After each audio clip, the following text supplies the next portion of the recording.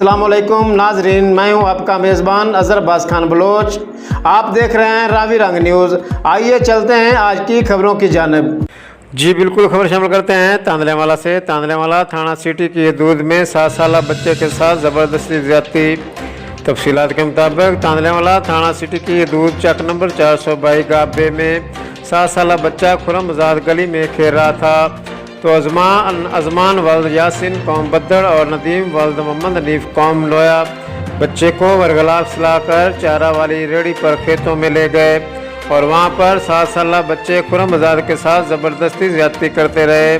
थाना city police इतला मिलने पर मौका पर पहुंच गई और बच्चे के साथ ज़्यादती करने वाले मुलजमान के खिलाफ मुकदमा दर्ज करके कार्रवाई शुरू कर दी। अनुसार लै गए ने बाहर पैलियां च ਇਹਦੇ ਨਾਲ ਜ਼ਿਆਦਤੀ ਕੀਤੀ ਔਰ ਇਹਦੀ ਵੀਡੀਓ ਵੀ ਬਣੀ ਹੋਈ ਹੈ ਬੱਚੇ ਦੀ, ਠੀਕ ਹੈ ਨਾ।